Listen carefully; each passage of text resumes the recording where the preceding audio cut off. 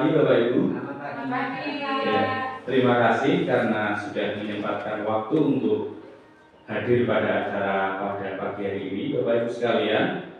Di pagi hari ini kita akan menyampaikan materi tentang diseminasi budaya positif. Namun sebelum acara dimulai, mari kita tunduk sejenak berdoa menurut agama dan kepercayaan kita masing-masing. Berdoa, silakan.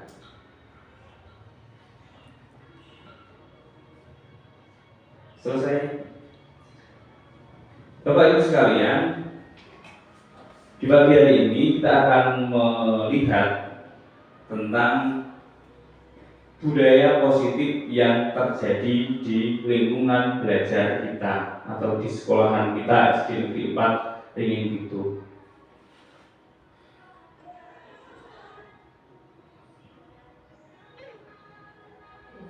Ya, ini akan saya tampilkan slide terkait dengan diseminasi budaya positif oleh saya, Polikarpus Rika Frida, CGP Angkatan 7.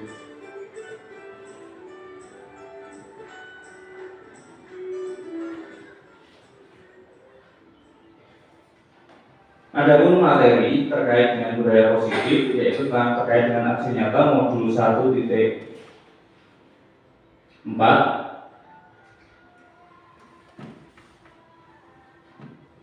Nah, di modul 1 terkait dengan pembelajaran calon guru penggerak, modul 1 ini yang dipelajari adalah terkait dengan paradigma dan visi guru penggerak. Adapun modul 1 terkait dengan filosofi pendidikan nasional Ki Hajar Dewantara, modul 1.2 terkait dengan nilai-nilai dan peran guru penggerak. Sedangkan modul 1.3 adalah terkait dengan visi guru penggerak. Di modul yang keempat yang dipelajari adalah terkait dengan budaya positif. Budaya positif yang berlaku di sekolahan kita. Nah, filosofi pendidikan oleh Ki Hajar Dewantara yaitu adalah pendidikan adalah menuntun tumbuh atau hidupnya kodrat yang ada pada anak. Murid oleh Ki Hajar Dewantara diibaratkan sebagai sebuah tanaman. Filosofi yang terkenal oleh Ki Hajar Dewantara adalah ing ngarsa sumtulodo, ing madya manungkarsa, dan tuturi handayani. Nah, pendidikan sendiri adalah menuntun tumbuh atau hidupnya kodrat yang ada pada anak. Pendidikan hendaknya sesuai dengan kodrat alam dan kodrat zaman yang melekat pada peserta didik. Pendidikan diibaratkan sebagai tempat persemaian segala benih-benih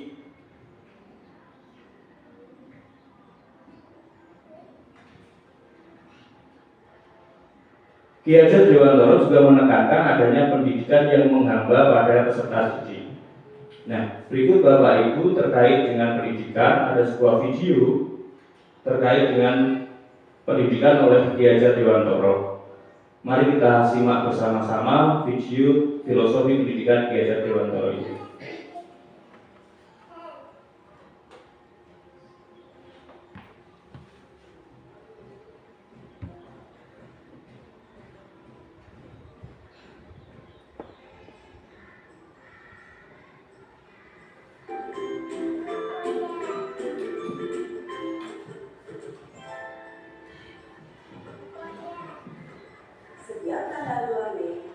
Ini adalah pendidikan nasional gambaran oleh Ki Hajar Dewantara yang ada di modul 1.1.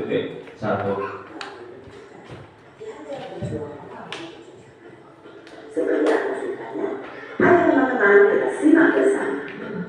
Ki Hajar Dewantara terlahir dengan nama Raden Mas Suwardi Suryadi pada tanggal 2 Mei 1889. Ia dibesarkan dalam lingkungan keraton Pakualam di Yogyakarta.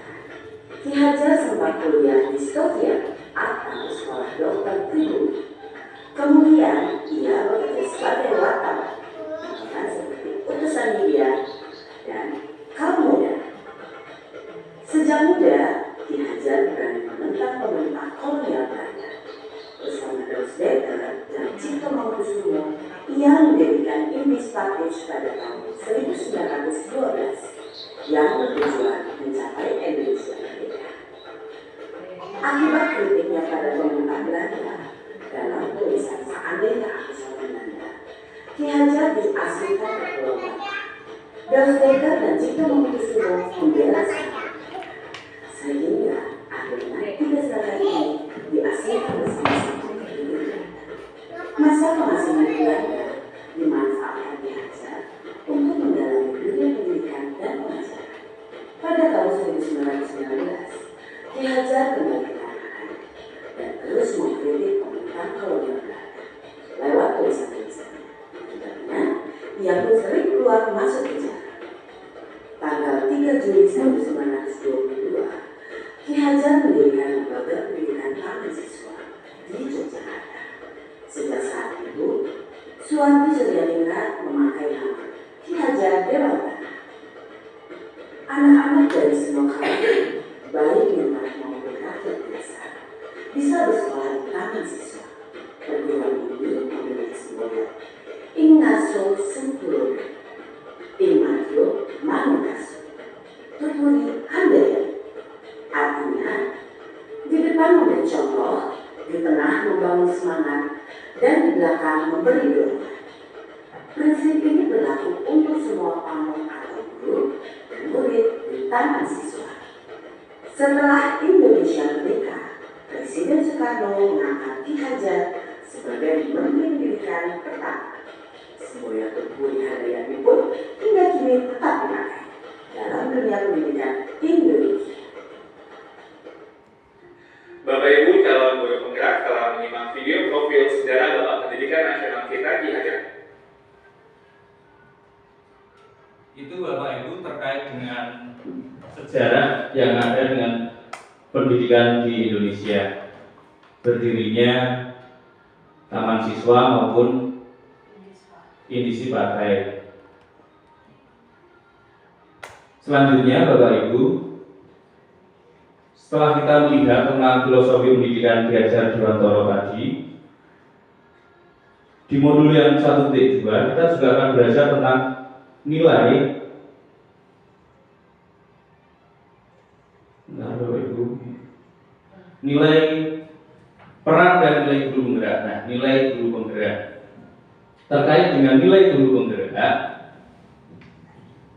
ada tujuan pendidikan yang menjadi dasar dalam penyusunan nilai maupun peran dari guru penggerak itu sendiri. Yang pertama, tujuan pendidikan itu adalah filosofi pendidikan oleh Ki Hajar Dewantara itu menuntun segala program yang ada pada anak agar mereka dapat mencapai keselamatan dan kebaikan setinggi-tingginya, baik sebagai manusia maupun anggota masyarakat demi terciptanya student well-being.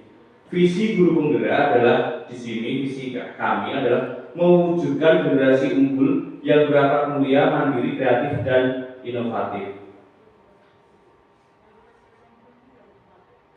Mandiri, nilai-nilai, ya saya ulangi, ada pun nilai guru penggerak. Yang pertama ada 5 nilai, yaitu mandiri, inovatif, kolaboratif, reflektif, dan berpihak pada siswa. Nah, mandiri adalah sebagai guru bertanggung jawab dalam pembelajaran, mampu memberikan semangat kepada peserta didik. Ini memberikan semangat kepada peserta didik kita sebagai guru, memotivasi siswa. Inovatif adalah melaksanakan pembelajaran yang terus berinovasi dan memperbarui diri secara kreatif dan aktif. Inovasi, pembaharuan, perubahan zaman yang ada menuntut kita untuk melakukan pembaharuan dalam bidang pendidikan. Kolaboratif, lah ini yang didengung-dengungkan bahwa salah satu keterampilan abad 21 itu adalah kolaboratif. Jadi kolaborasi, pekerjaan yang kita lakukan, kita melakukan kolaborasi dengan rekan-rekan sejawat kita. Yang berikutnya adalah reflektif, sebagai guru yang terus selalu merefleksikan proses pembelajaran dan mengevaluasi jelas.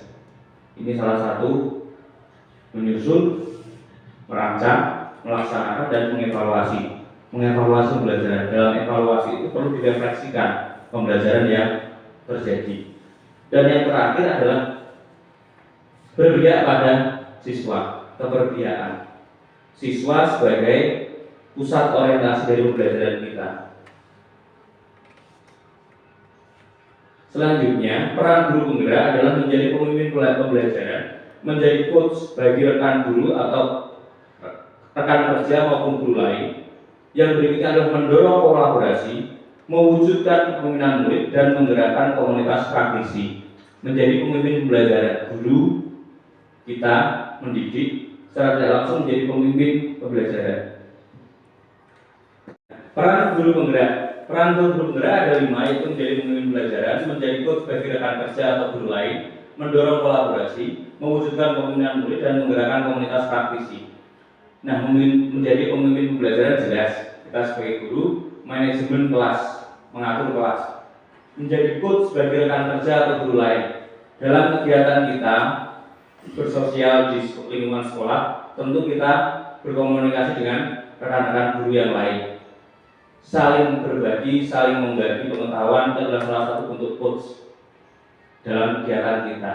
Pengetahuan yang ada, mendorong kolaborasi. Nah, lewat komunikasi yang ada kita berkolaborasi demi tujuan pendidikan pada siswa, orientasi yang berpusat pada peserta didik, dan mewujudkan kepemimpinan murid. Nah, kita secara langsung mewujudkan, mengajarkan kepada peserta didik kita untuk bisa menjadi pemimpin dalam sebuah pembelajaran. Dan yang terakhir ini adalah menggerakkan komunitas praktisi. Kolaborasi yang ada, hubungan dengan teman-teman yang ada, bisa kita wujudkan dengan kita bekerjasama menggerakkan komunitas praktisi. Misalkan saja di tempat kita, komunitas praktisi itu seperti siapa saja, ya guru, rekan guru, kepala sekolah, dewan komite, maupun unsur-unsur yang lainnya. Kita bisa mengajak mereka dalam peran serta dalam kegiatan pembelajaran yang berlangsung. Selanjutnya Bapak Ibu, keterkaitan visi guru penggerak dengan nilai dan peran guru penggerak. Jadi ada 3 hal yang saling berkaitan dari guru penggerak itu, nilai dan peran guru penggerak itu. Nilai guru penggerak ada 5 tadi, peran guru penggerak tadi juga ada, lalu terwujudlah yang nantinya menjadi visi guru penggerak. Setelah pemahaman kita terkait nilai guru penggerak, peran guru penggerak, maka kita bisa mewujudkan ataupun merencanakan tentang visi dari kita sebagai guru penggerak, yaitu mewujudkan generasi yang berakhlak mulia, mandiri, dan kreatif. Adapun keterkaitan antar materi dari filosofi pemikiran Geser Dewantara dan nilai guru penggerak dan visi guru penggerak dengan pendekatan kerja. Nah, dari keterkaitan materi yang ada tadi, filosofi pemikiran Geser Dewantara, nilai dan peran guru penggerak, visi guru penggerak tadi, tersusunlah sebuah prakarsa perubahan. Nah, prakarsa perubahan ataupun penyusunannya ini menggunakan metode Bagja. Nah, pendekatan Bagja. Nah, pendekatan Bagja itu seperti apa? Nah, Bagja itu sendiri adalah kepanjangan dari 2 pertanyaan umum, ambil pelajaran, gali mimpi, jabarkan rencana, dan atur eksekusi. Nah, manajemen perubahan di mana manajemen ini dilakukan dengan tahapan Bagja yang menggunakan paradigma inquiry apresiatif. Nah, inquiry apresiatif itu apa? Yaitu pendekatan kolaboratif dalam melakukan perubahan yang berbasis pada kekuatan. Nah, seringkali kalau dulu didengungkan dengan menggunakan analisis SWOT. Nah, SWOT itu sendiri adalah berdasarkan perubahannya nanti berdasarkan pada kelemahan, memperbaiki kelemahan. Nah, ini berbeda. Nah, Bagja ini menggunakan inquiry apresiatif. Nah, perubahannya didasarkan pada kekuatan yang ada. Jadi dalam sekolah kita identifikasi kekuatan yang ada apa. Nah, kekuatan itu yang nanti kita susun, rancang menjadi perubahan, bukan berdasarkan kekurangan kita, tetapi berdasarkan kekuatan kita. Oh, kekuatan kita berada pada pendidik dan pengajarnya yang rata-rata sudah sarjana. Nah, itu bisa kita maksimalkan kekuatan itu, bukan berdasarkan pada kelemahan yang ada. Ini prinsip pendekatan inquiry apresiatif. Nah, pelaksanaan Bagja. Nah, sekolah lebih banyak membangun sisi positif yang dimiliki, maka kekuatan sumber daya manusia dalam sekolah dipastikan akan meningkat, dan kemudian sekolah akan berkembang secara berkelanjutan untuk mewujudkan perubahan ke arah yang lebih baik. Dan seperti yang tadi saya sampaikan, bahwa identifikasinya adalah identifikasi berdasarkan kekuatan yang ada, bukan berdasarkan kelemahan yang ada. Jadi Kita lihat kekuatan kita apa, lalu kita tingkatkan, bukan berdasarkan kelemahannya. Prinsipnya adalah seperti ketika kekuatan itu semakin kuat, maka kelemahan itu akan hilang. Jadi tidak melihat kelemahannya.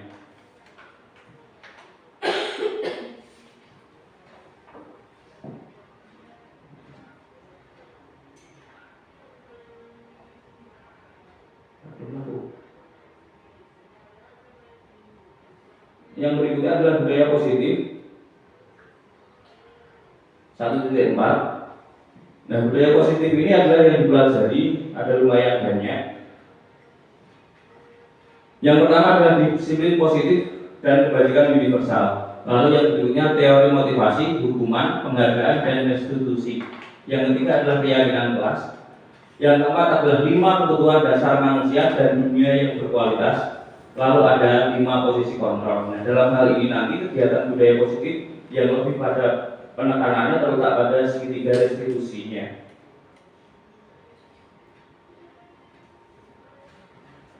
Budaya positif. Peran saya dalam menciptakan budaya positif. Bagaimana peran Anda dalam menciptakan budaya positif di sekolah? Peran saya dalam menciptakan budaya positif di sekolah dimulai dari pemahaman diri sendiri dan kemudian penyebaran pada teman sejawat tentang keyakinan kelas, 5 posisi kontrol dan penerapan segitiga restitusi. Penyebaran ini dilakukan dengan metode persuasif atau pendekatan 4 mata.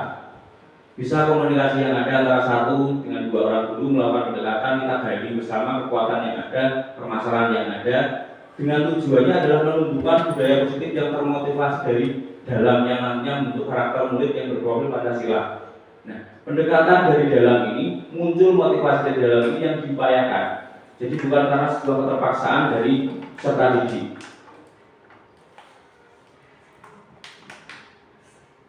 Yang berikutnya refleksi terhadap keseluruhan modul budaya positif.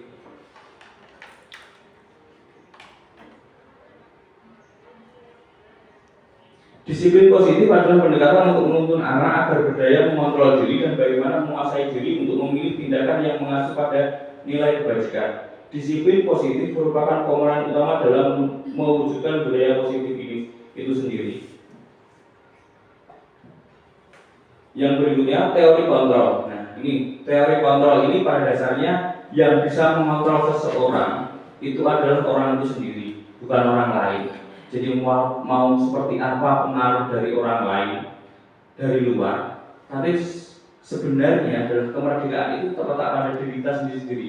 Maukah kita membuka atau menutup kesadaran kita? Nah, poin dari disiplin positif adalah menanamkan motivasi yang berasal dari internal yang nantinya akan menjadi orang yang mereka inginkan dan menghargai diri sendiri dengan nilai-nilai yang mereka percayai, sehingga mereka akan sadar dengan keyakinan mereka sendiri dan tidak terpengaruh pada ketidaknyamanan, hukuman, imbalan ataupun penghargaan. Nah, seringkali kita terkontrol, kita berusaha mengontrol orang lain dengan sebuah hukuman ataupun sanksi. Nah, itu tidak akan bisa lagi, karena itu muncul atas dorongan dari luar. Ketika dorongan dari luar itu hilang, ya sudah lepas lagi, karena motivasinya berasal dari luar tadi. Yang berikutnya adalah 5 posisi kontrol guru. Nah, guru memiliki 5 posisi dalam pembelajaran. Yang pertama bisa juga menjadi penghukum, pembuat merasa bersalah, teman, pemantau atau manajer. Nah, dalam hal ini kita memposisikan diri harus melihat dengan keadaan siswa atau permasalahan yang ada. Tidak bisa kita menjadi penghukum. Pembuat merasa bersalah itu juga kita tidak dianjurkan. Teman mungkin bisa, tapi relasi yang teman yang dibangun harus ada batasan-batasan yang jelas. Pemantau bukan hanya sekedar memantau, tapi melihat perkembangan dari peserta didik itu sendiri. Nah, kebutuhan dasar manusia merupakan kebutuhan dasar yang sangat primer pada diri manusia. Pada dasarnya, setiap murid yang menyimpang dengan nilai kebajikan atau melanggar sebuah keyakinan, pada dasarnya murid tersebut tidak terpenuhi salah satu kebutuhan dasarnya. Nah, kebutuhan dasar yang dimiliki oleh siswa itu ada 5. Yang pertama adalah kebutuhan untuk bertahan hidup. Yang kedua adalah kebutuhan kasih sayang dan rasa diterima. Kebutuhan penguasaan atau kebebasan. Yang berikutnya kesenangan ataupun penguasaan atau power itu sendiri.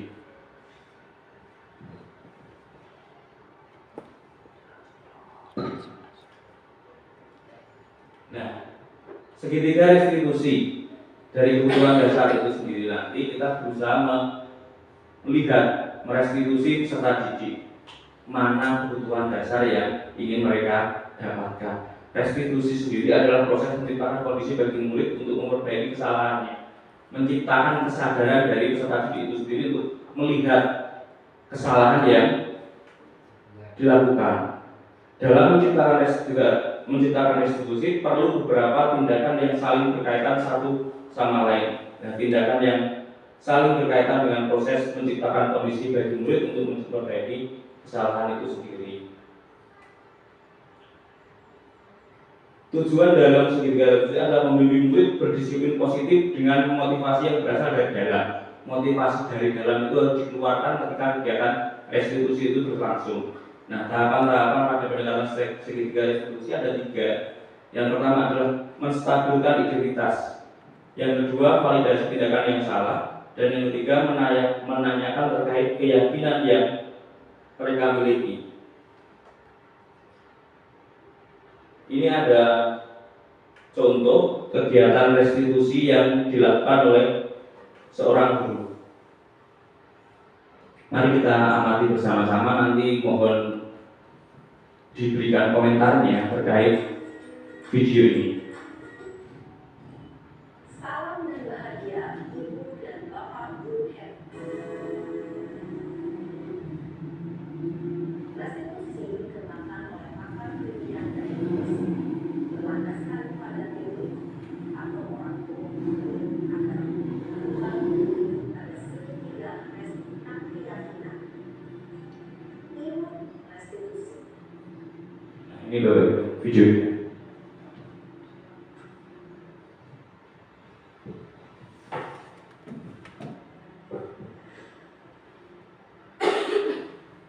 Siap, Sarah.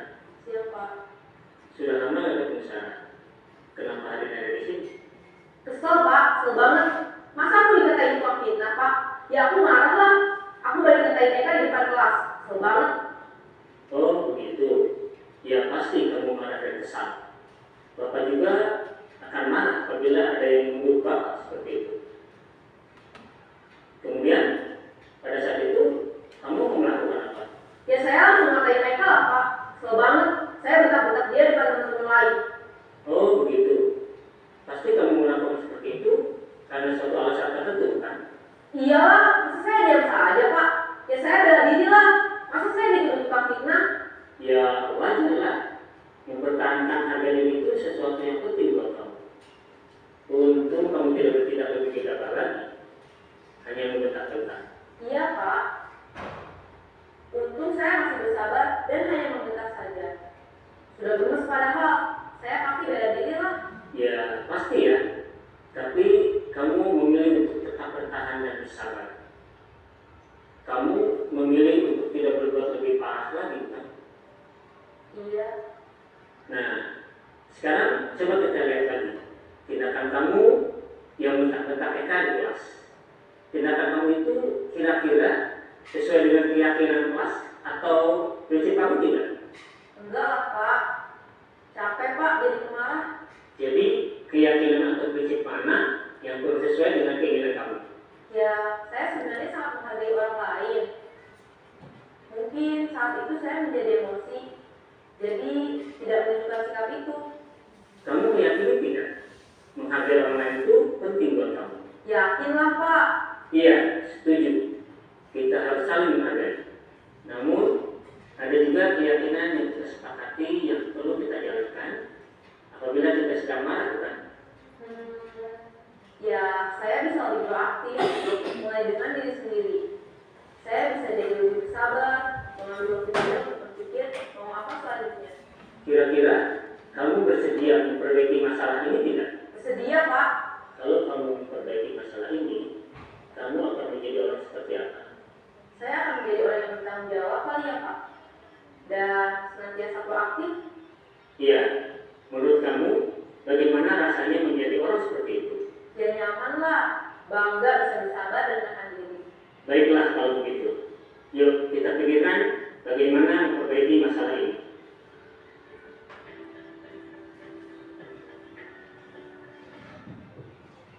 Ya, itu tadi Bapak Ibu terkait dengan video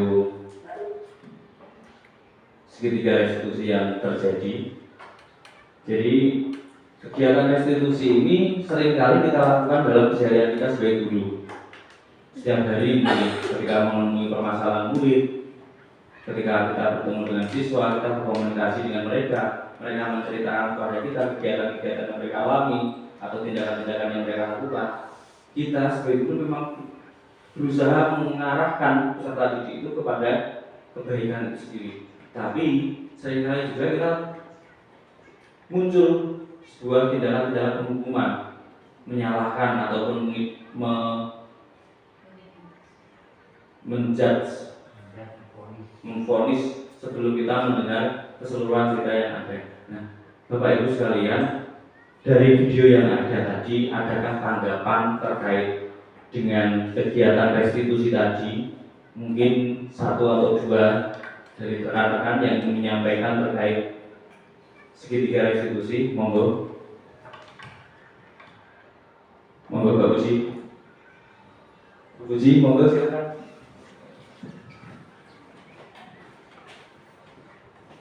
Ya, terima kasih atas waktunya. Kalau menurut saya video yang telah dipaparkan barusan tentang segitiga restitusi itu sudah sangat tepat nih. Jadi posisi kita sebagai guru itu jangan menghakimi murid dengan sesuatu yang terjadi. Kita urutkan dulu masalahnya dari mana, akarnya bagaimana, dan kita ajak siswa tersebut untuk berdiskusi menyelesaikan masalahnya sendiri.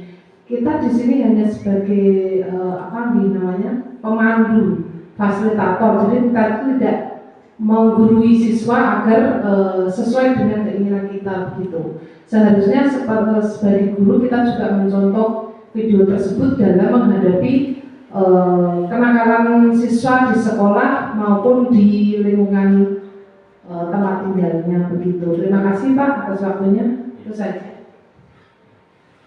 Beri tepuk tangan untuk Bu Puji. Terima kasih Bapak Ibu. Jadi hal yang menarik pada kegiatan segitiga restitusi itu adalah tahapan ketika menstabilkan identitas siswa. Ya.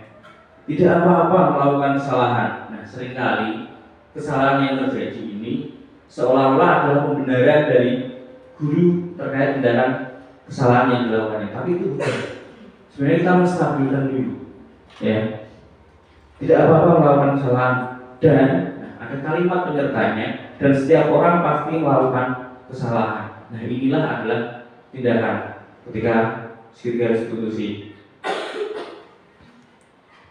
Kalimat itu diucapkan oleh guru, murid bisa mengubah identitas mereka dari orang yang gagal menjadi orang yang sukses. Sedangkan yang sering kita lakukan misalnya menjudutkan atau membahas berbagai aktivitas penyimpangan yang mereka lakukan dari beberapa sudut pandang yang ada.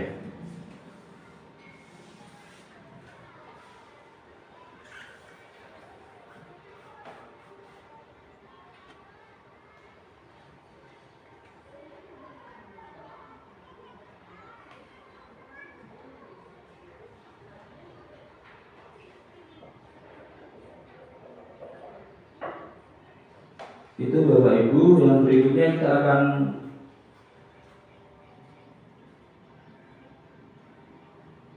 melihat terkait dengan budaya positif ini.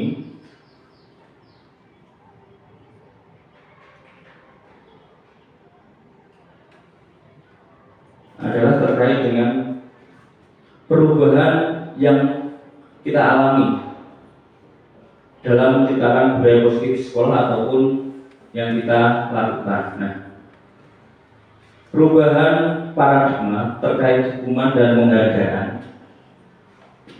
yang semula beranggapan bahwa penghargaan adalah langkah yang efektif untuk menumbuhkan budaya positif, ternyata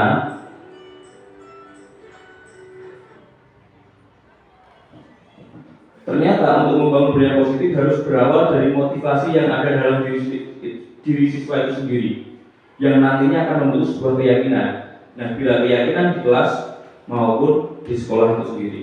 Yang berikutnya adalah perubahan teori kontrol, yang semula beranggapan bahwa guru bisa mengontrol murid dengan daya dan upayanya. Ternyata kontrol itu terletak pada siswa itu sendiri. Kita tidak sebagai seorang pengontrol penuh, tapi kontrol penuh itu terletak pada diri siswa itu sendiri. Nah, perlunya kesadaran itulah yang harus kita tumbuhkan.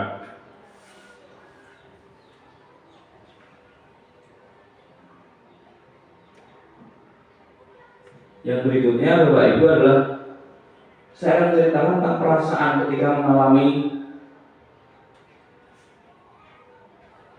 segitiga restitusi. Perasaan ketika mengalami hal tersebut adalah merasa mempunyai kewajiban untuk menyebarkan sebuah pemahaman tentang budaya positif yang ada di sekolah maupun di lingkungan kelas. Nah, untuk menyebarkan pemahaman bahwa setiap murid mempunyai kebutuhan dasar, dan jika kebutuhan dasar tersebut terpenuhi, maka kemungkinan besar tidak akan ada penyimpangan-penyimpangan yang terjadi. Maka dari tersebut, untuk memenuhi kebutuhan murid dalam hal penyimpangan, tentunya dibutuhkan kegiatan restitusi tadi. Hal baik yang bisa kita lakukan adalah adanya peraturan yang sudah disepakati ataupun kesepakatan kelas yang sudah ada. Perubahan pola pikir agar menjadi sebagai posisi kontrol, sebagai penghukum dan memberi penghargaan menjadi sesuatu yang keliru. Maka kita bisa merubah pola pikir kita dari sebagai penghukum ataupun sebagai kontrol penuh. Kita bisa merubah pola pikir kita itu karena kita tadi sebenarnya kontrol penuhnya adalah terletak pada peserta didik itu sendiri sebagai fasilitator, seperti yang saudara berpuji.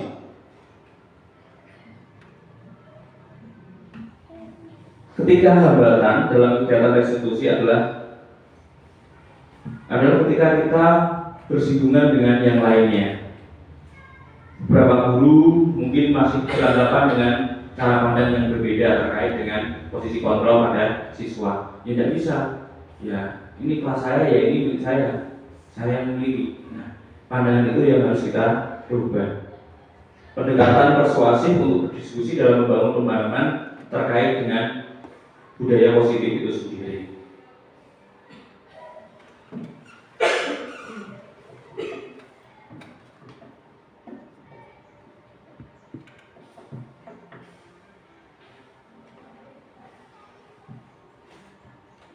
Yang berikutnya, berkolaborasi dengan semua pihak. Nah, ini tadi yang disampaikan di awal-awal tadi bahwa salah satu keterampilan di abad 21 itu adalah keterampilan berkolaborasi.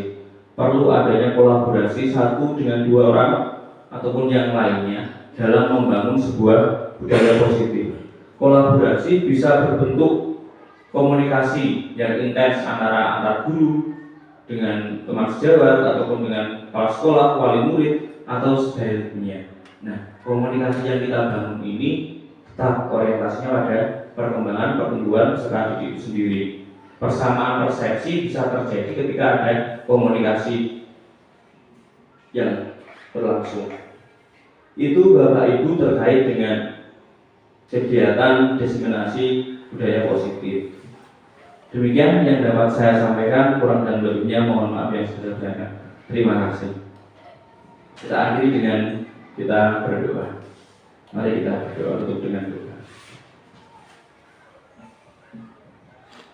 Selesai.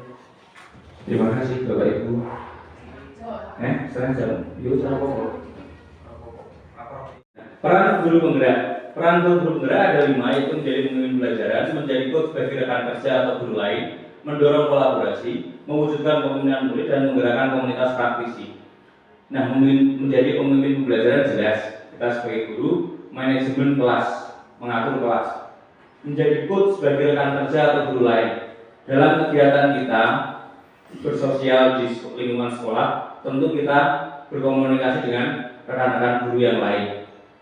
saling berbagi, saling membagi pengetahuan itu adalah salah satu bentuk coach dalam kegiatan kita.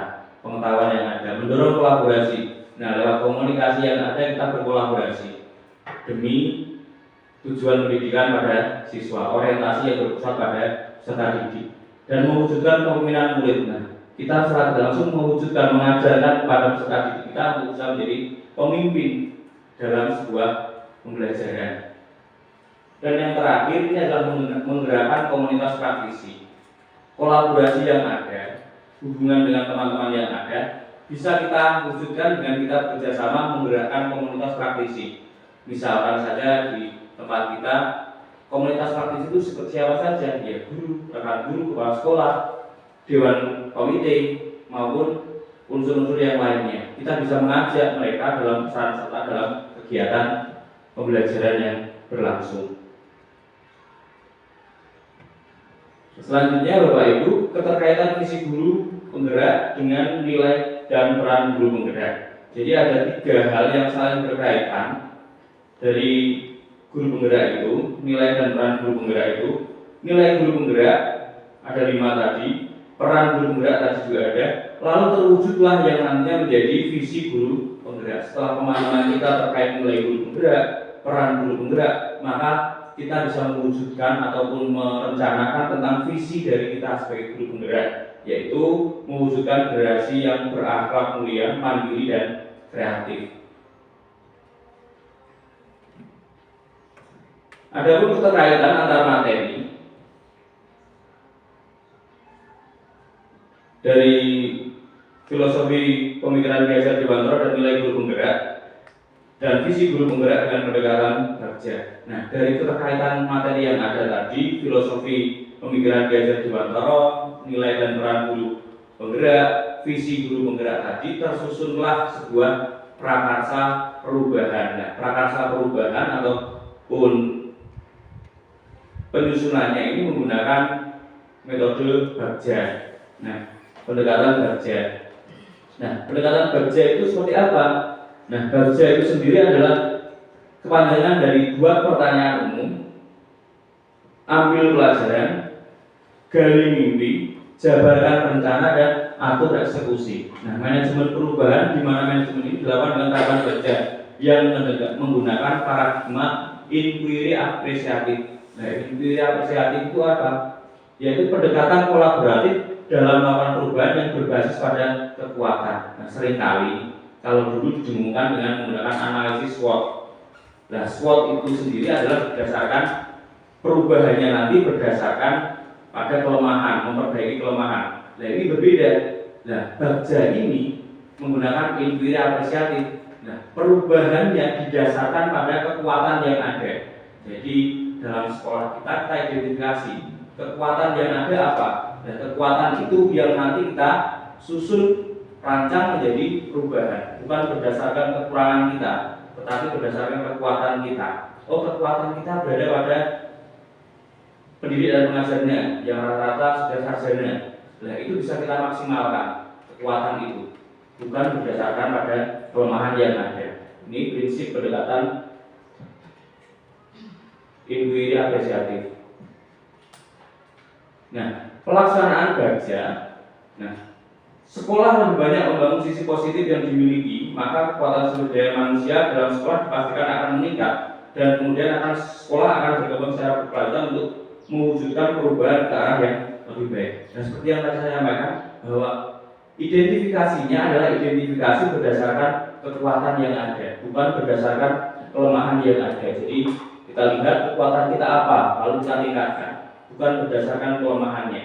Prinsipnya adalah seperti ketika kekuatan itu semakin kuat, maka kelemahan itu akan hilang. Jadi tidak melihat kelemahannya.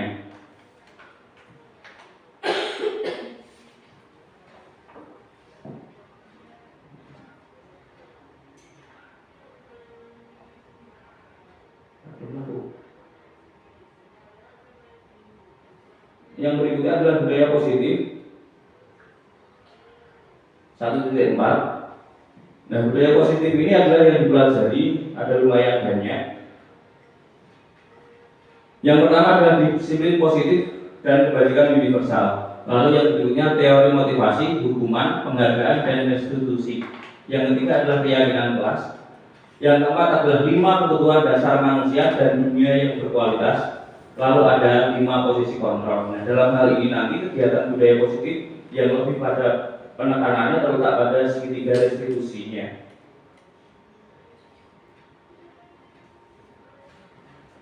Budaya positif. Peran saya dalam menciptakan budaya positif. Bagaimana peran Anda dalam menciptakan budaya positif di sekolah?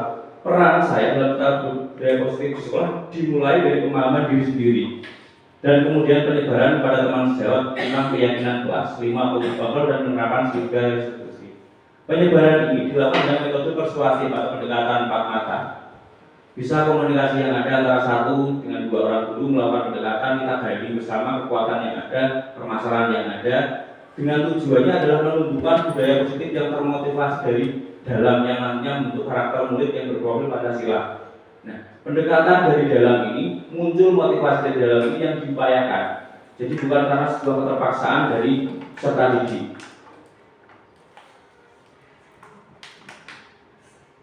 Yang berikutnya refleksi terhadap keseluruhan modul budaya positif.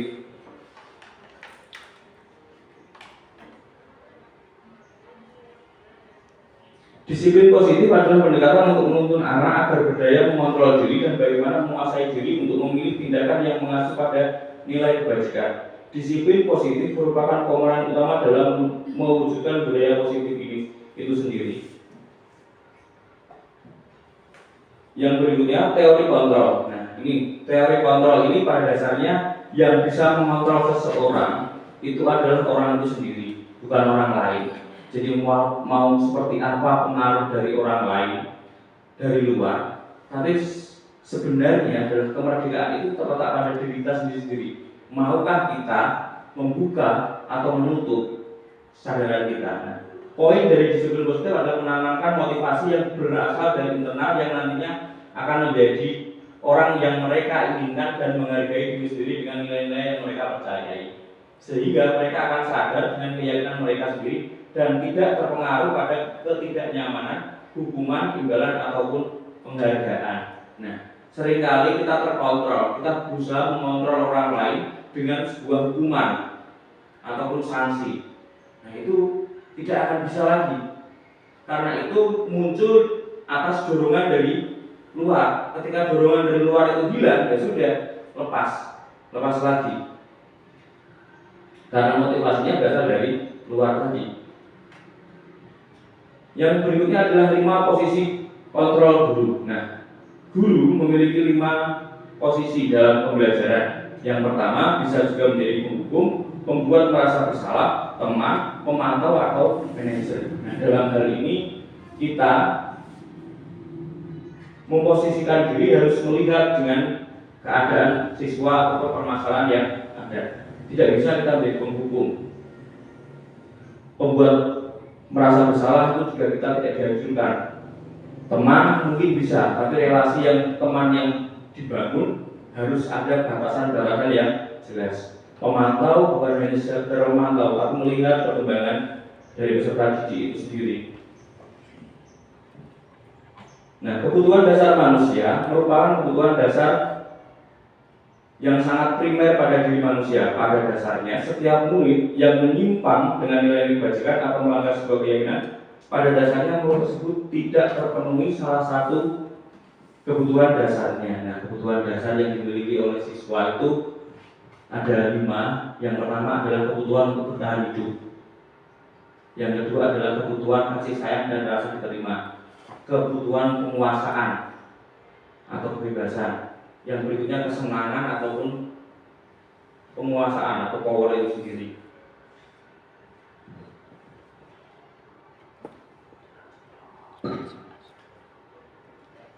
Nah, segitiga restitusi dari kebutuhan dasar itu sendiri nanti kita berusaha melihat merestitusi peserta didik mana kebutuhan dasar yang ingin mereka dapatkan. Restitusi sendiri adalah proses menciptakan kondisi bagi murid untuk memperbaiki kesalahannya, menciptakan kesadaran dari peserta didik itu sendiri untuk melihat kesalahan yang dilakukan. Dalam menciptakan restitusi perlu beberapa tindakan yang saling berkaitan satu sama lain. Nah, tindakan yang saling berkaitan dengan proses menciptakan kondisi bagi murid untuk memperbaiki kesalahan itu sendiri. Tujuan dalam segitiga restitusi adalah membimbing murid berdisiplin positif dengan motivasi yang berasal dari dalam. Motivasi dari dalam itu harus dikeluarkan ketika kegiatan restitusi itu berlangsung. Nah, tahapan-tahapan pada pendekatan segitiga restitusi ada 3. Yang pertama adalah menstabilkan identitas. Yang kedua, validasi tindakan yang salah. Dan yang ketiga, menanyakan terkait keyakinan yang mereka miliki. Ini ada contoh kegiatan restitusi yang dilakukan oleh seorang guru. Mari kita amati bersama-sama, nanti mohon diberikan komentarnya terkait video ini. Salam dan bahagia Ibu dan Bapak Guru Happy. Restitusi dikenakan oleh pakar pendidikan dan edukasi berlandaskan pada teori atau orang tua agar melakukan ada segitiga keyakinan. Ilmu restitusi. Nah, ini loh videonya.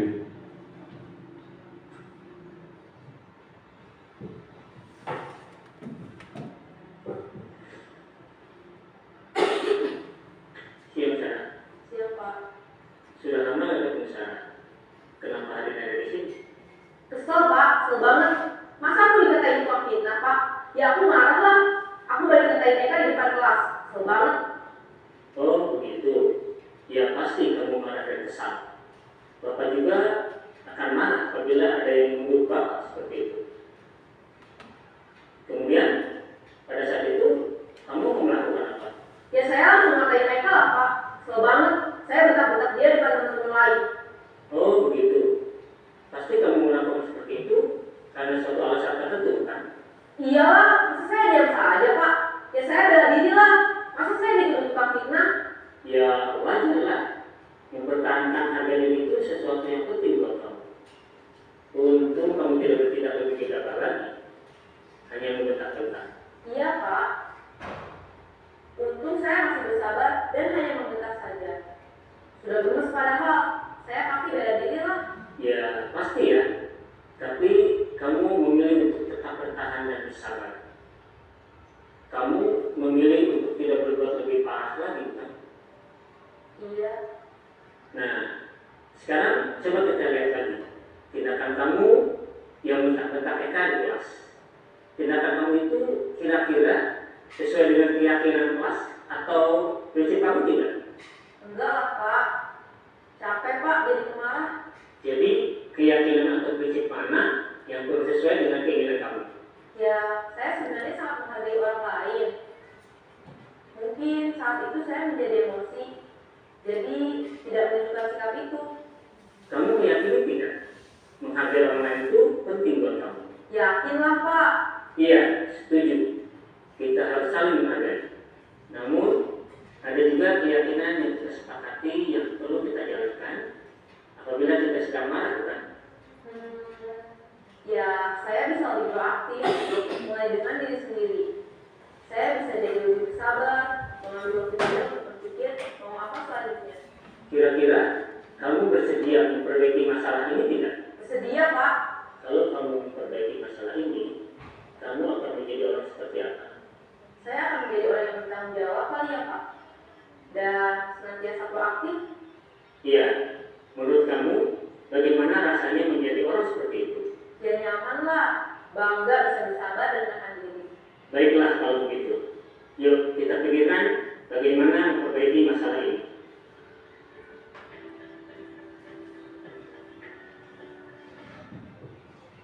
Ya, itu tadi Bapak Ibu terkait dengan video segitiga restitusi yang terjadi.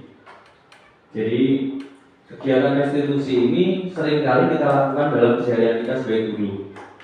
Setiap hari ketika menemui permasalahan murid, ketika kita bertemu dengan siswa, kita berkomunikasi dengan mereka, mereka menceritakan kepada kita kegiatan-kegiatan yang mereka alami atau tindakan-tindakan yang mereka lakukan, kita sebagai guru memang berusaha mengarahkan peserta didik itu kepada kebaikan itu sendiri. Tapi seringkali juga kita muncul sebuah tindakan-tindakan penghukuman, menyalahkan ataupun menjudge, memvonis sebelum kita mendengar keseluruhan cerita yang ada. Nah, Bapak Ibu sekalian, dari video yang ada tadi, adakah tanggapan terkait dengan kegiatan restitusi tadi? Mungkin satu atau dua dari rekan-rekan yang ingin menyampaikan terkait segitiga restitusi, monggo. Monggo Mbak Puji. Bu Puji, monggo silakan.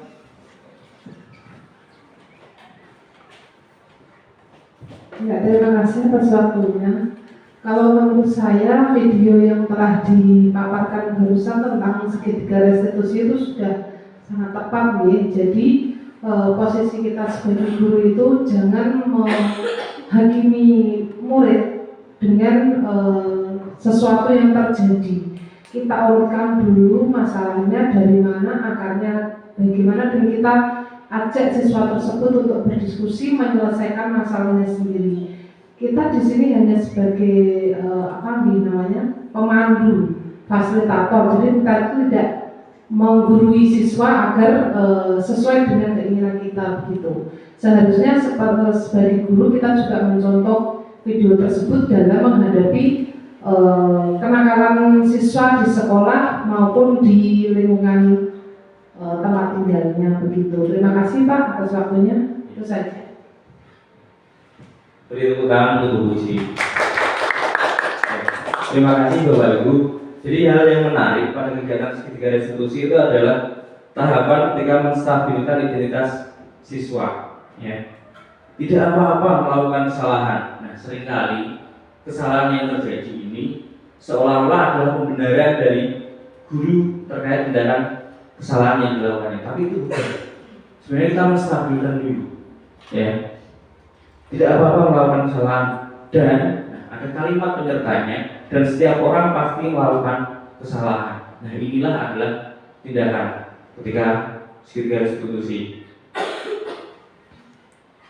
Kalimat itu diucapkan oleh guru, murid bisa mengubah identitas mereka dari orang yang gagal menjadi orang yang sukses. Sedangkan yang sering kita lakukan misalnya menunjukkan atau membahas berbagai aktivitas penyimpangan yang mereka lakukan dari beberapa sudut pandang yang ada.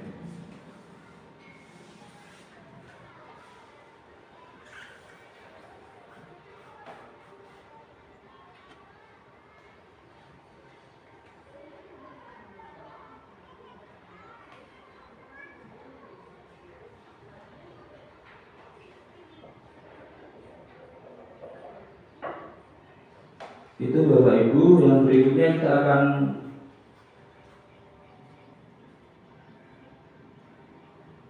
melihat terkait dengan budaya positif ini.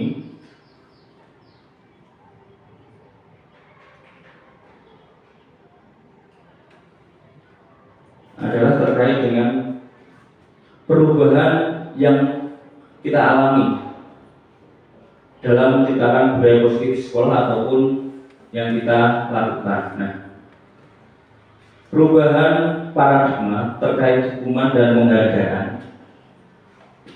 yang semula beranggapan bahwa penghargaan adalah langkah yang efektif untuk menumbuhkan budaya positif.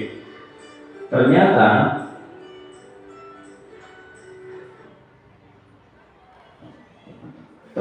untuk membangun budaya positif harus berawal dari motivasi yang ada dalam diri siswa itu sendiri, yang nantinya akan membentuk sebuah keyakinan. Nah, bila keyakinan di kelas maupun di sekolah itu sendiri. Yang berikutnya adalah perubahan teori kontrol, yang semula beranggapan bahwa guru bisa mengontrol murid dengan daya dan upayanya. Ternyata kontrol itu terletak pada siswa itu sendiri. Kita tidak sebagai seorang pengontrol penuh, tapi kontrol penuh itu terletak pada diri siswa itu sendiri. Nah, perlunya kesadaran itulah yang harus kita tumbuhkan.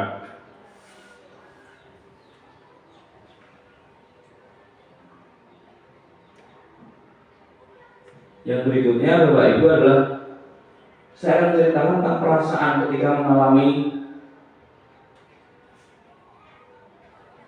segitiga restitusi. Perasaan ketika mengalami hal tersebut adalah merasa mempunyai kewajiban untuk menyebarkan sebuah pemahaman tentang budaya positif yang ada di sekolah maupun di lingkungan kelas. Nah, untuk menyebarkan pemahaman bahwa setiap murid mempunyai kebutuhan dasar, dan jika kebutuhan dasar tersebut terpenuhi, maka kemungkinan besar tidak akan ada penyimpangan-penyimpangan yang terjadi. Maka dari tersebut, untuk memenuhi kebutuhan murid dalam hal penyimpangan, tentunya dibutuhkan kegiatan restitusi tadi. Hal baik yang bisa kita lakukan adalah adanya peraturan yang sudah disepakati ataupun kesepakatan kelas yang sudah ada. Perubahan pola pikir agar menjadi sebagai posisi kontrol, sebagai penghukum dan memberi penghargaan menjadi sesuatu yang keliru. Maka kita bisa merubah pola pikir kita dari sebagai penghukum ataupun sebagai kontrol penuh. Kita bisa merubah pola pikir kita itu karena kita tadi sebenarnya kontrol penuhnya adalah terletak pada peserta didik itu sendiri sebagai fasilitator, seperti yang saudara berpuji.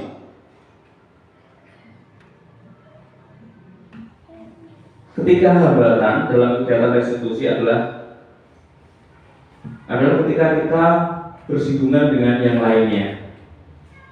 Beberapa guru mungkin masih beranggapan dengan cara pandang yang berbeda terkait dengan posisi kontrol pada siswa. Ya tidak bisa.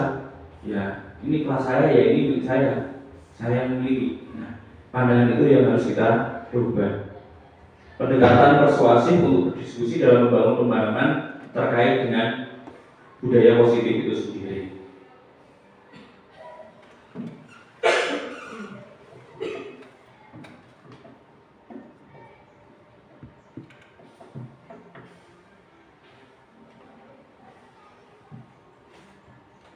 Yang berikutnya, berkolaborasi dengan semua pihak. Nah, itu nanti yang disampaikan di awal-awal tadi bahwa salah satu keterampilan di abad 21 itu adalah keterampilan berkolaborasi. Perlu adanya kolaborasi satu dengan dua orang ataupun yang lainnya dalam membangun sebuah budaya positif. Kolaborasi bisa berbentuk komunikasi yang intens antar guru dengan teman sejawat ataupun dengan kepala sekolah, wali murid atau sebaliknya. Nah, komunikasi yang kita bangun ini tetap orientasinya pada perkembangan pertumbuhan serta didik itu sendiri. Persamaan persepsi bisa terjadi ketika ada komunikasi yang berlangsung. Itu Bapak Ibu terkait dengan kegiatan diseminasi budaya positif. Demikian yang dapat saya sampaikan, kurang dan lebihnya mohon maaf yang sebesar-besarnya. Terima kasih. Kita akhiri dengan kita berdoa. Mari kita berdoa, tutup dengan doa. Selesai. Terima kasih Bapak Ibu. Sekarang jam. Yuk cara pokok. Sulit tapi bisa juga kita tidak merasakan. Mencoba tetap iya kita lakukan. Tetap kita lakukan. Coba melakukan segitiga restitusi pada siswa kelas 1. Guru siswa datang ke kita saja itu kadang mereka sudah takut. Kalau hubungan kita tidak dekat. Bahkan kalau dekat, kalau siswa kelas 1 nyuwun sewu nak cerdak-cerdakan, akhirnya malah belut. Ya malah belut guru paku. Soalnya bapak bisa untuk kok. Kalau begitu kan artinya pinter-pinter itu piala hebatnya komunikasi dan pengelolaan kelasnya. Iya. Kelas 4 ke atas pasti mencari alibi. Iya, alibi. Nanti kalau dunia itu terlalu banyak alibi, yakin ada solusi. Iya. Nah, kita bertemu dengan berdasarkan pengalaman, Pak. Mas Agung katakanlah mulai dari guru. Mungkin biasa dihapusi soalnya. Ya, biasa dihapusi. Oh, mana Bapak kemarin gini. Nah, tapi sering berjalan waktu dengan pengalaman yang kita miliki. Oh, ini seperti ini. Ternyata. Ya, Mas panas aku terus metu tejo solo